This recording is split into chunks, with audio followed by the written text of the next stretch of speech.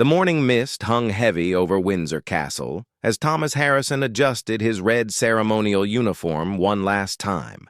He had served the royal family for 15 years, and today felt different from any other day in his long career. The weight of his responsibility pressed down on his shoulders like never before. Thomas stood at attention outside the Queen's former private quarters, where the late Queen Elizabeth II had spent her final peaceful months. The silence in these halls felt sacred now, filled with memories of a woman who had dedicated her entire life to serving her people. Every morning for the past decade, Thomas had watched Her Majesty walk these very corridors with her beloved corgis trotting faithfully beside her. The sound of approaching footsteps echoed through the marble hallway. Queen Camilla appeared. Dressed in a dark navy suit, her expression stern and businesslike. Behind her walked two palace staff members, and Thomas noticed they carried what appeared to be pet carriers and leashes. "Good morning, Thomas," Camilla said, her voice carrying the authority of her new position. "I trust you received the instructions about the corgis?" Thomas felt his heart sink. He had indeed received the memo the previous evening, but he had hoped it was some kind of misunderstanding. The document stated that the late Queen's remaining corgis were to be relocated to appropriate facilities as part of the palace's reorganization efforts. "Yes, Your Majesty," Thomas replied, his voice steady despite the turmoil brewing inside him. "But if I may ask, what exactly does appropriate facilities mean?" Camilla's eyes narrowed slightly. "The dogs will be going to a countryside boarding facility where they can live out their remaining years in comfort. The palace is no longer suitable for pets, given our increased official duties and state functions." Thomas knew the corgis well. There were three left: Mook, Sandy, and Candy. Mook and Sandy had been gifts to the Queen during her final years, while Candy had been her companion for over a decade. These weren't just pets. They had been the Queen's dearest friends, her constant companions through joy and sorrow. "Your Majesty," Thomas began carefully. "Her late Majesty specifically mentioned in her personal wishes that the corgis should remain at the palace. They know no other home." Camilla's expression hardened. "Thomas, I appreciate your dedication to the previous arrangements, but times have changed. We must modernize the monarchy, and that includes making difficult decisions about maintaining animals in what is essentially a working government building." The staff members behind Camilla shifted uncomfortably. Thomas recognized them: Sarah, who had helped care for the corgis for years, and Marcus, a junior aide who looked particularly distressed by the situation. "The corgis have never been just animals to this family," Thomas said, his voice growing stronger. "They were part of Her Majesty's daily routine, her comfort, her joy. She would take them for walks every morning, feed them personally, and they slept in her private chambers." "That was then," Camilla replied curtly. "I have different preferences and different needs. The palace must reflect the new monarch's vision, not cling to old habits." Thomas felt a deep anger rising in his chest, but his training kept his expression neutral. He had sworn an oath to serve the crown, but he had also made a personal promise to the late Queen during her final weeks. She had looked at him with tired but determined eyes and whispered, "Take care of my babies, Thomas. They'll have no one else."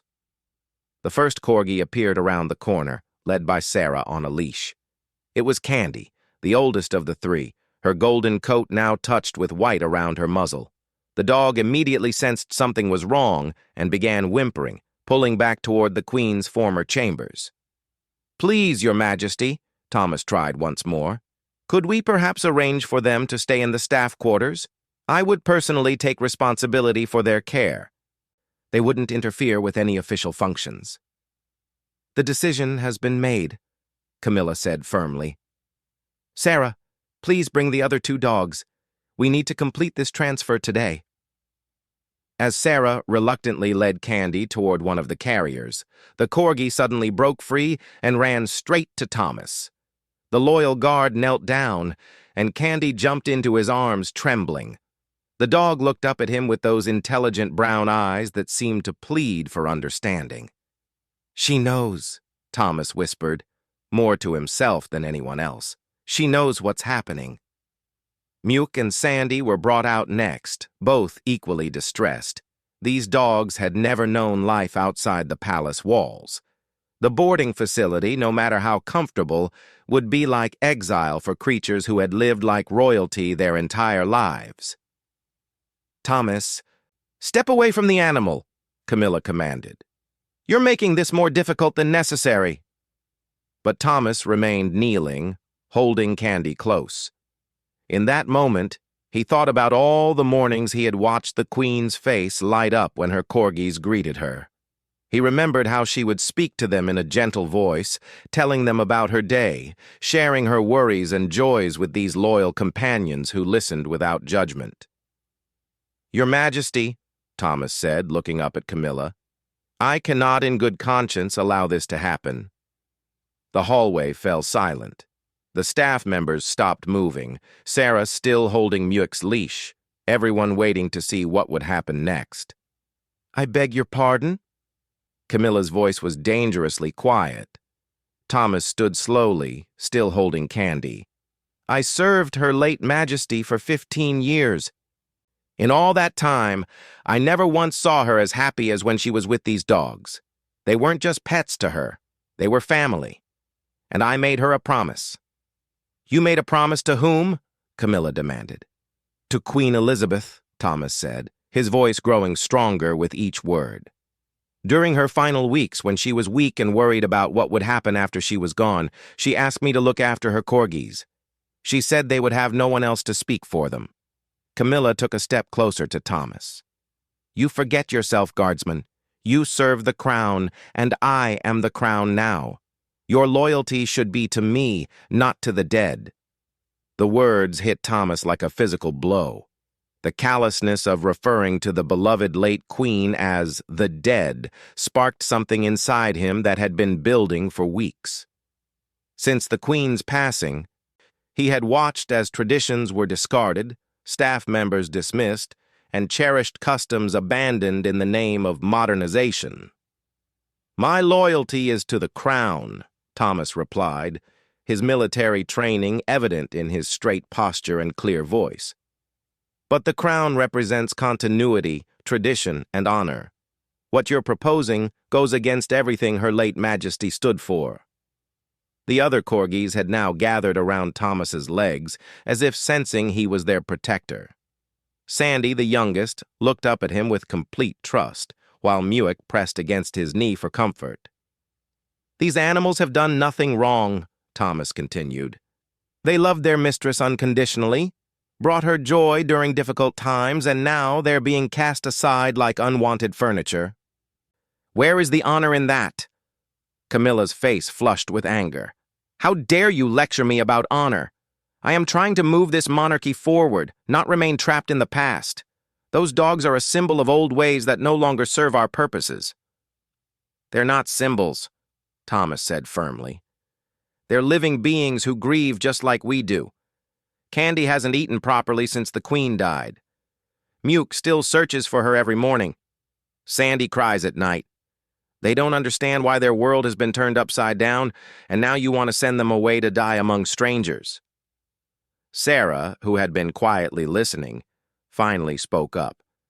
"Your Majesty, if I may, Thomas is right about their grief. They've been struggling terribly. Perhaps we could find a compromise?" Camilla whirled around to face Sarah. "You forget your place as well. This is not a democracy. I have made my decision, and it will be carried out." But Thomas had made his decision too.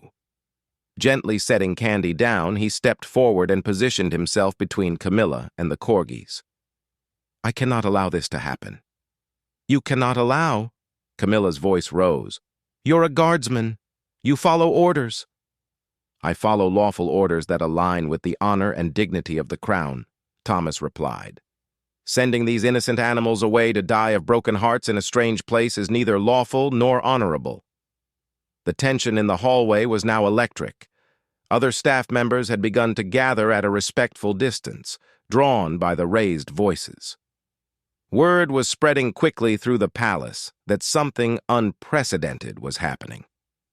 "Thomas Harrison," Camilla said, her voice now ice-cold, "you are relieved of duty, effective immediately. Security will escort you from the premises, and you will never set foot in any royal residence again." Thomas felt the weight of his 15 years of service, his unblemished record, his dedication to the royal family, all crashing down around him. But when he looked at the 3 corgis huddled near his feet, still looking to him for protection, he knew he had made the right choice. "So be it," he said quietly, "but these dogs are not going anywhere." The standoff had begun, and Thomas Harrison, a simple guardsman who had never asked for anything more than to serve with honor, had just defied the Queen of England. The consequences would be swift and severe, but in his heart he knew that somewhere in the great beyond, Queen Elizabeth II was watching, and she was proud of her faithful guard who had kept his promise to protect her most beloved companions. As palace security was called, and the situation escalated beyond anyone's control, Thomas remained standing with the corgis, a lone figure in red uniform, making his final stand for loyalty, love, and the memory of a queen who had shown him what true service really meant. The sound of heavy footsteps echoed through the marble corridors of Windsor Castle as palace security approached the tense scene. Thomas Harrison stood his ground, the 3 corgis pressed close to his legs, their brown eyes filled with confusion and fear. What had started as a simple morning duty had transformed into the most important moment of his 15-year career. Chief of Security James Morrison arrived first, his face grave as he took in the situation. Behind him came 3 additional security officers, all of whom knew Thomas well. They had worked together for years, shared meals in the staff quarters, and celebrated each other's promotions and family milestones. "Thomas?" James said carefully, his voice low and measured. "I need you to step aside."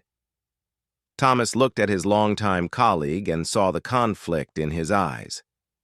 James had also served under Queen Elizabeth, and he understood the depth of devotion that the late Queen had inspired in her staff.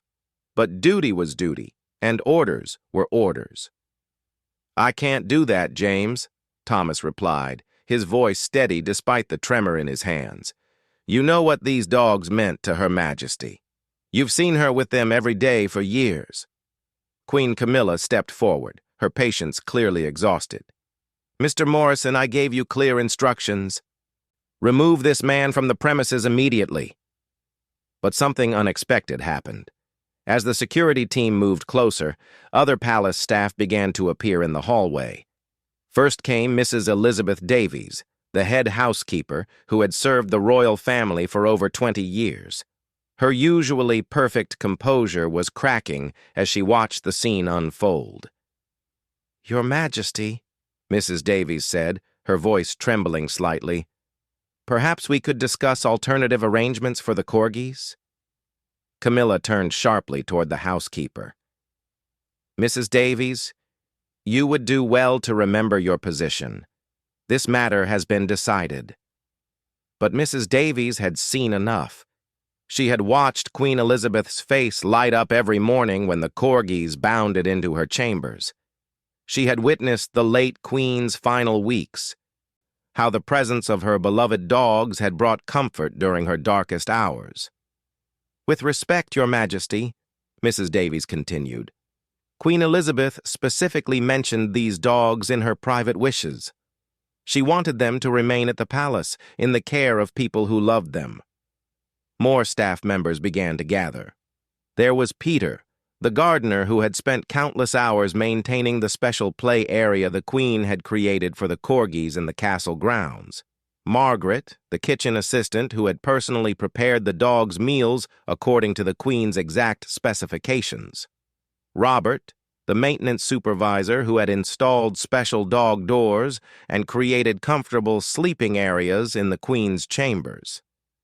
Thomas felt a surge of emotion as he realized he wasn't alone in his stand. These people had all witnessed the bond between the Queen and her corgis. They had all, in their own ways, been part of the extended family that had surrounded these precious animals. "This is mutiny," Camilla declared, her voice rising.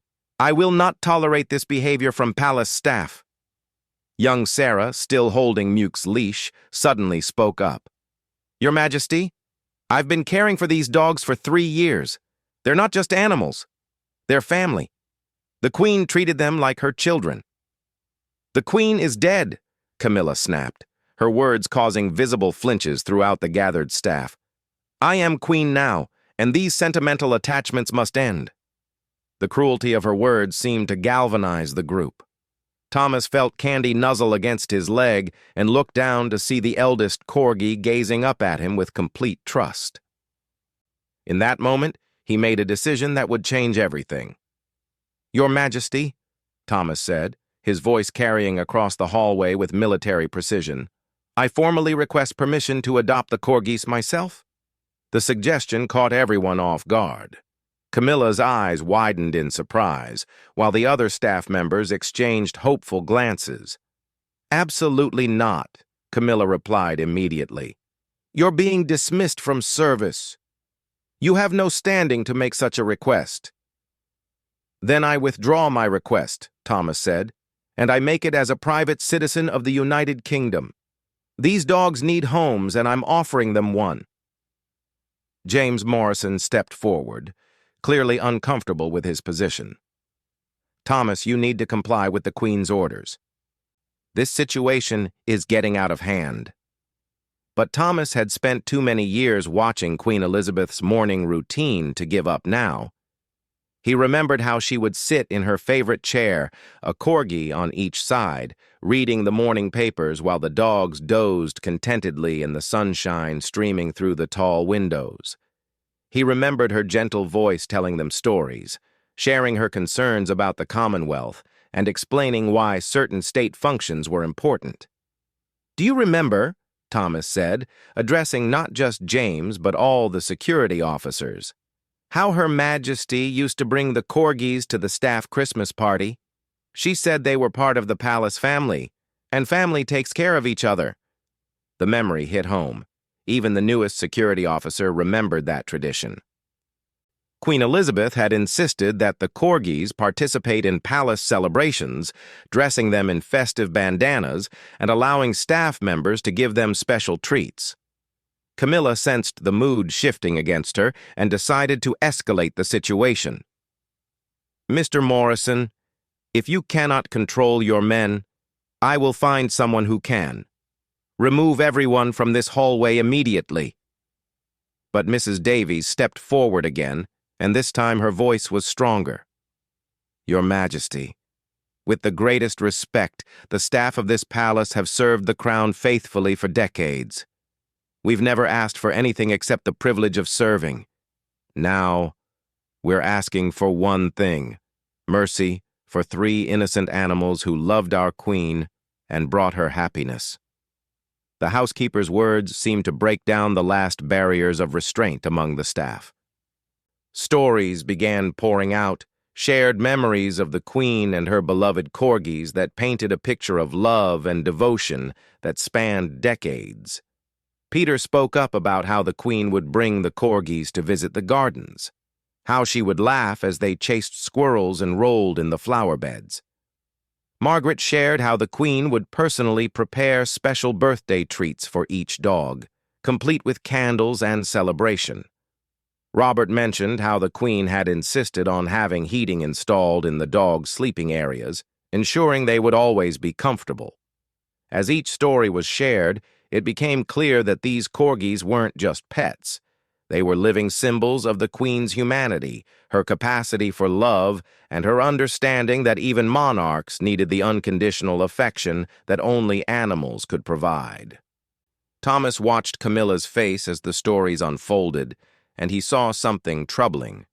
Rather than being moved by these testimonies to the Queen's character, she seemed increasingly annoyed by them.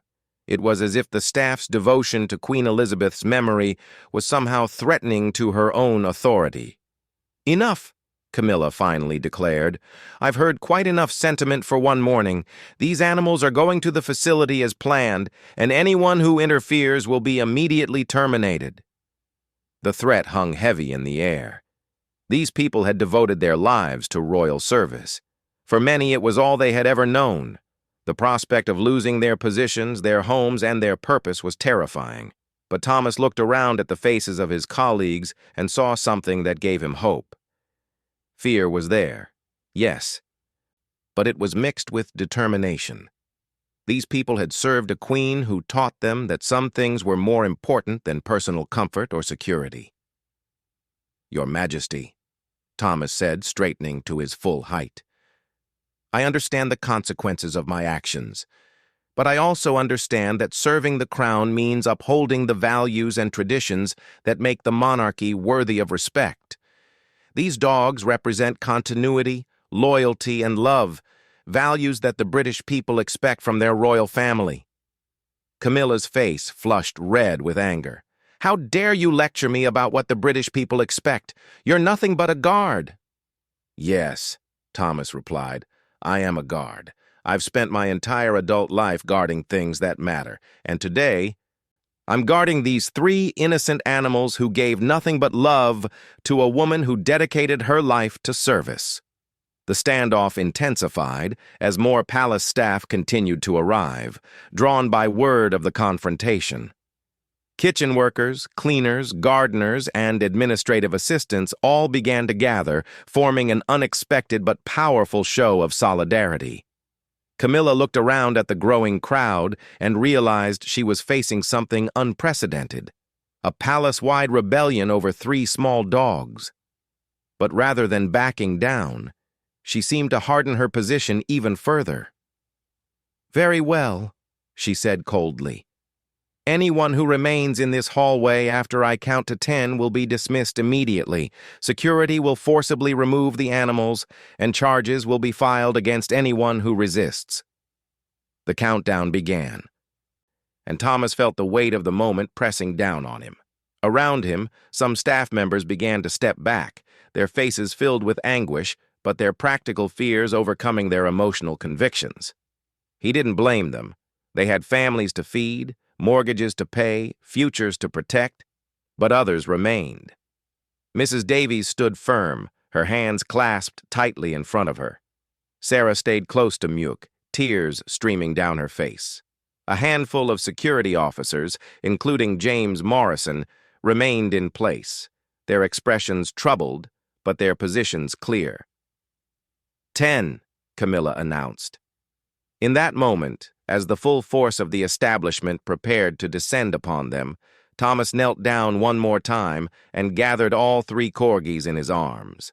Candy, Sandy, and Muick pressed close to him, their warm bodies trembling with fear and confusion. "It's okay," he whispered to them. "Whatever happens, I won't let you face it alone." The battle lines had been drawn, and Thomas Harrison, a simple guardsman who had never imagined himself at the center of a constitutional crisis, prepared to face the consequences of choosing love over law, loyalty over career, and the memory of a beloved queen over the commands of her successor. The silence that followed Camilla's ultimatum was deafening. Thomas Harrison knelt in the marble hallway of Windsor Castle, surrounded by 3 trembling corgis, while the weight of history pressed down upon them all. The staff members who had chosen to remain formed a protective circle around him, their faces etched with determination despite the fear in their eyes. Just as the security team began to move forward, an unexpected voice cut through the tension like a blade through silk. "What exactly is happening here?" Everyone turned to see King Charles III walking briskly down the corridor, his expression grave and concerned. Behind him walked Prince William, whose face showed both confusion and growing alarm at the scene before them. Thomas felt his heart skip a beat. Throughout his years of service, he had always admired King Charles, knowing him to be a man of deep compassion and understanding. But would that compassion extend to a guardsman who had openly defied the queen? Camilla immediately moved toward her husband, her composure returning as she prepared to present her version of events. "Charles, we have a situation with some insubordinate staff members. I was handling it." But King Charles raised his hand, his eyes taking in the extraordinary scene before him. Palace staff didn't gather in hallways, security didn't look uncomfortable with their orders, and guards certainly didn't kneel on marble floors holding animals unless something very significant was happening. "Thomas," the king said, addressing the guardsman directly, "please explain what's occurring here." Thomas slowly rose to his feet, still holding candy while the other two corgis pressed against his legs.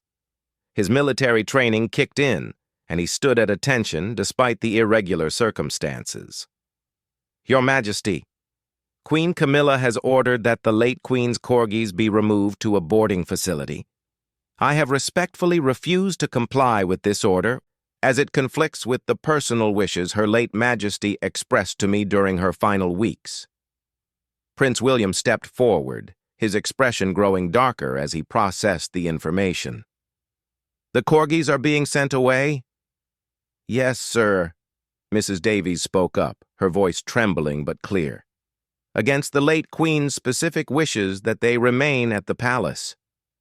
King Charles looked at his wife, and for a moment, the hallway fell completely silent. Everyone present understood they were witnessing a private moment between husband and wife playing out in public with enormous consequences for everyone involved. "Camilla," the king said quietly, "is this true?" "Charles, the palace cannot continue to function as an animal sanctuary," Camilla replied, her voice defensive. "We have important work to do. And these distractions must be eliminated." "Distractions?" Prince William's voice carried a note of disbelief. "These were my grandmother's most cherished companions. They brought her joy every single day for over a decade." Thomas watched the royal family dynamics play out, realizing that the conflict ran deeper than just the fate of 3 dogs. This was about the future direction of the monarchy, about whether tradition and sentiment would be swept away in favor of cold efficiency. King Charles walked slowly toward Thomas and the corgis. When he reached them, he knelt down, and candy immediately nuzzled against his hand with recognition. The king's eyes filled with emotion as he gently stroked the dog's golden fur. "I remember when Mother got Candy," he said softly. "It was just after Father died. She was so alone. And this little creature brought light back into her eyes." The personal moment seemed to break something open in the hallway. Staff members who had been holding back tears finally let them flow freely. Here was the new king, kneeling on a marble floor, remembering his mother's grief and the comfort her beloved pets had provided. "Your Majesty," Thomas said carefully, "Her late Majesty asked me to promise that the corgis would be cared for. She was worried about what would happen to them after she was gone." King Charles looked up at Thomas, and in his eyes was both gratitude and deep sadness. "She spoke to me about them as well. She said they would need people who understood how much they meant to her." Camilla's face grew increasingly tense as she watched her husband's reaction. "Charles, we cannot make decisions based on emotional attachments. The monarchy must modernize." "Must it modernize by abandoning compassion?" Prince William asked, his voice sharp. "By forgetting what made my grandmother beloved by millions of people around the world?" The confrontation between family members was painful to witness, but Thomas realized that this moment would determine not just the fate of 3 dogs, but the character of the new reign. Would it be marked by compassion or coldness, continuity or complete change? King Charles stood up, his decision clearly forming. "The corgis will remain at the palace," he announced. "They will be cared for by staff members who love them and who understand their significance." "Charles?" Camilla's voice rose in protest. You cannot make this decision without consulting me. I am the king, Charles replied, his voice carrying quiet authority. And more importantly, I am a son who loved his mother and respected her wishes. The relief that swept through the gathered staff was almost tangible. Mrs. Davies openly wept, Sarah dropped to her knees to embrace Mook, and even the security officers allowed small smiles to cross their faces. But Thomas knew that his own situation remained precarious. He had still defied direct orders from the Queen, and there would be consequences to face. Your Majesty, he said, addressing King Charles, I accept full responsibility for my actions today. I understand that disciplinary measures may be necessary. King Charles studied the guardsman for a long moment. Thomas, you've served this family with distinction for 15 years. Today, you served with honor, even when it was difficult and dangerous to do so. That's not something that deserves punishment. It deserves recognition. The unexpected praise left Thomas speechless. Around him, the staff members began to disperse, their relief evident as the crisis passed. But the tension between the king and queen remained palpable. However, King Charles continued, I understand that this situation has created an impossible working relationship. Thomas, I'm offering you a choice. You can remain in your current position, with my full support, or you can accept a new role. What kind of new role, Your Majesty? I'm creating a new position, Companion Animal Coordinator for the royal household. You would be responsible for the care and well-being of all animals at royal residences, ensuring they receive the love and attention they deserve. The salary would be equivalent to your current position, with additional resources for veterinary care and specialized training. Thomas felt his knees nearly buckle with relief and gratitude. Not only was he not being punished, but he was being given the opportunity to turn his act of defiance into a new career dedicated to animal welfare within the royal household. I would be honored to accept such a position, Your Majesty, he managed to say. Excellent, King Charles smiled. Consider it your reward for keeping a promise to my mother. Camilla stood frozen in the hallway, clearly struggling to process how completely her authority had been overruled. The staff members who had supported Thomas were now openly celebrating, their jobs secure and their consciences clear. Prince William approached Thomas and extended his hand. Thank you for standing up for them, he said simply. My grandmother would have been proud.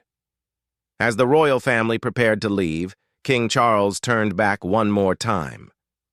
Thomas, there's one more thing. I want you to know that rooms will be prepared for the Corgis in the family quarters. They're not just palace animals, they're family members, and they should be treated as such. The words struck Thomas deeply. This was more than just a resolution to the immediate crisis. It was an affirmation of the values that had made Queen Elizabeth beloved. Compassion, loyalty, and love would not be swept away in the name of modernization. As the days that followed unfolded, the story of the guardsman who defied a queen to protect 3 corgis spread throughout Britain and around the world. Letters of support poured in from ordinary citizens who had been touched by the tale of loyalty and courage. Children drew pictures of Thomas with the corgis, and elderly people shared stories of their own beloved pets. Thomas settled into his new role with enthusiasm, creating enrichment programs for all the royal animals and establishing partnerships with animal welfare organizations. The corgis thrived under his care, slowly recovering from their grief and beginning to show glimpses of their old playful spirits. Candy, the eldest, seemed to sense that she was finally safe. She would often be found napping in patches of sunlight, just as she had done with Queen Elizabeth. Sandy and Muke discovered joy again in their daily walks through the castle grounds, their tails wagging as they explored familiar paths. But perhaps the most meaningful moment came several weeks later, when Thomas was walking through the Queen's former private chambers, now maintained as a memorial. He found King Charles sitting in his mother's favorite chair, with all 3 corgis sleeping peacefully around his feet. "They're healing," the king said softly without looking up, "and so are we." Thomas realized then that his act of defiance had done more than save 3 dogs. It had helped preserve the soul of the monarchy itself. In standing up for the values of loyalty, compassion, and love, he had reminded everyone what truly mattered. The corgis were no longer just animals in the palace. They were living symbols of continuity, reminders that some bonds transcend death, and proof that sometimes the most important battles are fought not for kingdoms or crowns, but for the simple right of innocent creatures to be loved and protected.